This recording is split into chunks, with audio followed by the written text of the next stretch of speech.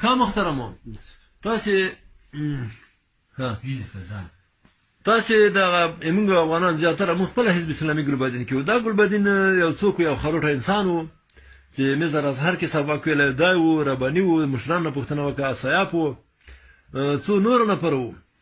ازهر مدرسه په اسیا کې د شیطانۍ د اسلام دپاره چې د اسلام له لارې وطن کې نفوذ پیدا کړي، خپله واکمني وشلوي په اسلامي دولتو کې. ازهر مدرسه د حقاني مدرسې د تاریخ موږ د معلومو سره درویډ دا په اسلامي نړۍ کې په اسیا په ټوله دنیا کې داخله غولوي د خپل حکومت ساتلو په خاطر. هلته څوک نیسي په لاس کې پیر صاحب، ملا صاحب، خان صاحب او واکمن کوي خپله اقتصادي ګټې په مخ بیایي.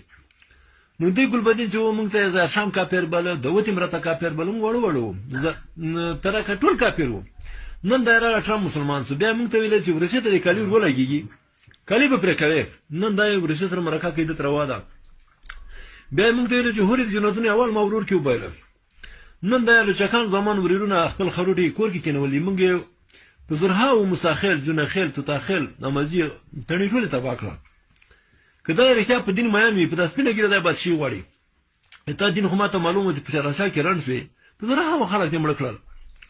تا به ویلې چې دین بل ته دین چې بادشي د ګلبدین چې بیا یې دوه ډزه ورباندې وکړل، لاړې وتښتېدې مصر ته، چیرې پاکستان ته. بیا ته شرمېږې نه؟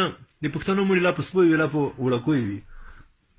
افغانان د فوټبال دا بېزت دا سخته کارونه په پاکستان کې مونږ کول، هله جهاد د هجرته. نن بیا هجرت ختم شو. تا د هغه څلور کتابونه وایي، تورات، انجیل، زبور، قرآن، چې دا روسیان سخت کافر وو که دا بردګان سخت کافر. ته وشرمېږې، خدای دې تباه او برباد کړه. خو نه غیرت لرې، نه ننګ لرې. خروټې خو مال دلې، خو ته غوندې بېناموسه بېشرفه خروټی نسته.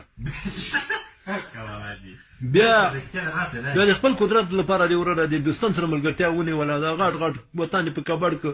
ایسا کرنل امام مردګو درې ونې کرنل امام خو ښځه ته خطفسه یې کړه، د مردار ښه کړ. تو خو ظاهرشاه کتلې، ظاهرشاه دې کافر و، تا د فرنګ ظاهرشاه کافر و، تا د داود کافر و، ترکې سپي بله در په سر کې. ترکه خو کمونیست و، وطن ښه نه ړنګو. تا خو ښځې م غنیمت دي، سړي م غنیمت دي، ونې خونم غنیمت دي، هر شی غنیمت دی، ټول د پاکستان. بیا نن په سپینه ګیره تغلی چوپړته خوله یې نیولې، ته تباه او برباد نه. خو نه مو شرمېږي، نه خو نه غیرت لري، نه خدا وړوکوالي کې د بچهبازي تېره کړې ده، که څه شی دې کړي هېڅ نه دی پوهېږم نه. دومره ایمان نه لرې. بیا د بل کوني راته کېنول، زوی کوني دی، خو پروۍ ټینګه وه که نه، په مړې که. بیا ورته راغله ایسا مردګو دې رانیولی ده، حکمتیار. تا د قرآن وایي چې ته د یو تعمیر فرمول وتړی، د یو بند فرمول وتړی، خو دا حکمتیار دی چې افغانان ساده له دوی له احساساتو ګټه کوي. جهاد، شهادت، ته یې ښځې کوس راکوې، شهادت د زړه نه کي، ته په ښځه کې تېر کړمه. تا د بډیګټانو ښځه غی، تا د چپلوسانو ښځه غی، څوک په چا فخر کوي، هغه په ښځه کې نه په مخه مخه